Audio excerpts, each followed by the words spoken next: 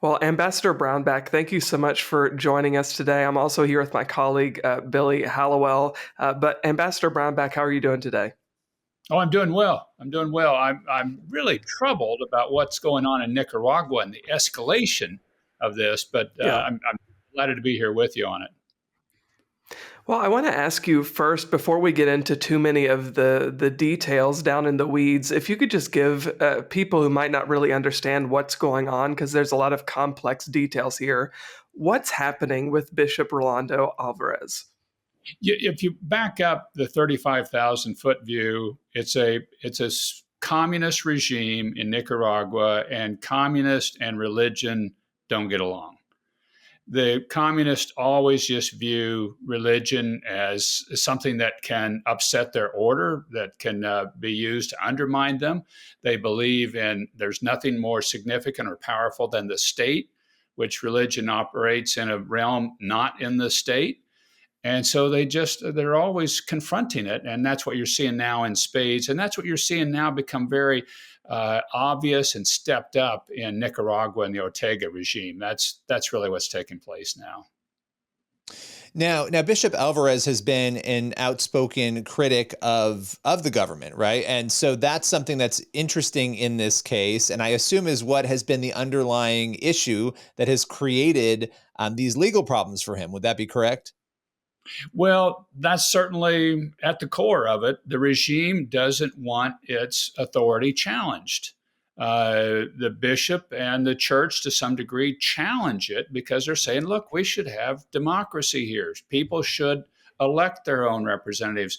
Ortega, in this last presidential election, he imprisoned his 7 leading opponents prior to the elections. And so you're going, well, I guess you could probably win an election like that if you take out your 7 leading competitors and you have an election and you're going, well, this is all a farce. And that's what the bishop of the Catholic Church called it, was this isn't democracy. And the Ortega regime really got irritated about that. Previously, they had him under house arrest. And then when he wouldn't peacefully go with the other dissidents that they exiled out of the country and stripped their citizenship, and he wouldn't go, the next day they try him in a kangaroo court and they sentence him to 26 years in prison. Hmm. I want to ask, how are you seeing, since Ortega took over, how are you seeing religious freedom further deteriorate in Nicaragua, and why is it important for the United States to be not just abreast of what's going on, but potentially to be involved in this situation? Well, I think we should be involved in it because you're seeing the classic case again, where religion is the only institution with enough strength, enough size, and enough adherents that believe in it to stand up to a government. That's what you're seeing here and it's the only institution that exists in Nicaragua that's capable of standing up to the Ortega regime, and that's why we ought to back them.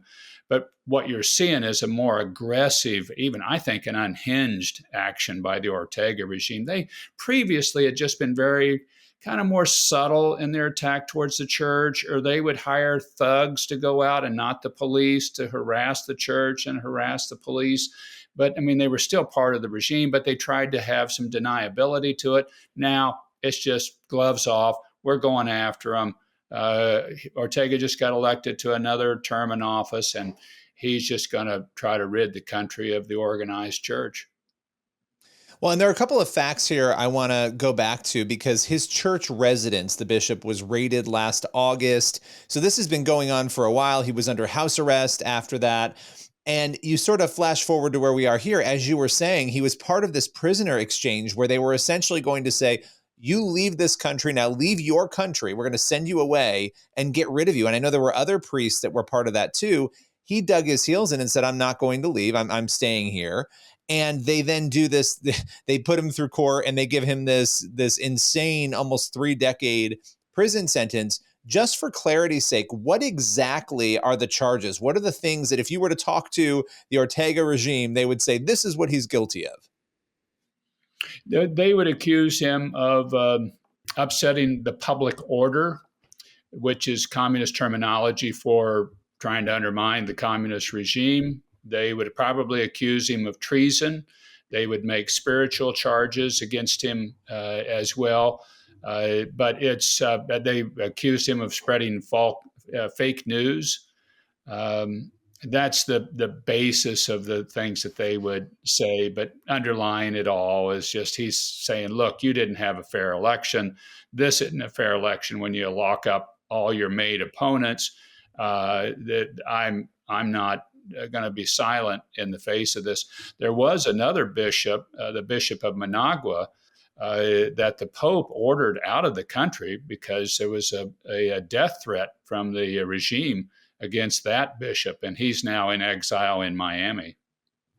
Are you concerned, Ambassador, about these kinds of charges, these trumped-up charges, being used specifically on Christians, not just in Nicaragua, but we're seeing it in other places as well? It's almost like playing a game of whack-a-mole, I feel like, at this point, because so many different countries with these communist and dictatorial regimes are using really essentially fake charges to go specifically after Christians, Catholics, religious groups. How can we as a country kind of help quash that? Well, I think we need to call it out. I think you need to call it evil, that this is wrong. I think we need to speak with clarity about religious freedom, that it's a right of everybody around the world, regardless of who they are, regardless of the country they're in. This is in the UN Charter that Nicaragua signed on to. I think we've got to do that. And then I think we've got to put teeth behind it. We've got a series of sanctions, but there's also an alliance of nations. 40 nations belong to the International Religious Freedom or Belief Alliance. And that whole group of nations should condemn this act by the Nicaraguan government and call for the bishop to be released. And if he is not released within 48 hours, whatever the time period, issue a series of sanctions, all 40 of the countries, to show some strength of the international community behind this notion of religious freedom, and particularly religious freedom that's used to stand up to a brutal dictatorial regime. We look a lot at data. We've seen the Open Doors USA World Watch list this year. We know that persecution of Christians in particular, Christians are the most persecuted group around the world, it's getting worse. And right, so somebody in your position who has worked in this space, what is it like for you to watch this deteriorate further, not just in Nicaragua, but across the globe? And what can we be doing, collectively as people as well to combat that? Yeah, it's disappointing to me, obviously, having worked in this space, but where the opportunity is to make this a higher profile, more important foreign policy issue. This topic needs to get out of its own kind of side eddy and become a major foreign policy issue. This is a major human rights violation that is taking place by the communist regime in Nicaragua. Yes, it's religious freedom, and yes, it's priests, but these are priests that are fighting for democracy in our hemisphere and going to jail for it. I just, what it really needs to have happen is for this topic to escalate on the foreign policy agenda and become a major foreign policy issue. It's interesting you bring that up as we round out to a close here, because I know that former President Donald Trump, this was something that he was very focused on. Even before he was president, I remember, sitting down for an interview with him, and he was very passionate about this Christian persecution issue. I don't know if you want to reflect on that at all, but it seemed like he was moving in that direction of making it more of a priority. He was, and he did. I was his ambassador on international religious freedom.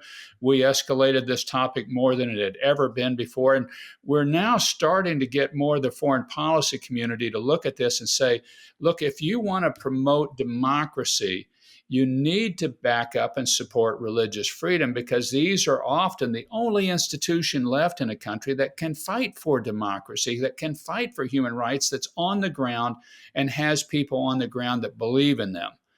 And most of the world has a faith. 80% of the world's community has a faith of some type, whether it's the Tibetan Buddhists in Tibet or the Uyghurs in Xinjiang or whatever it might be.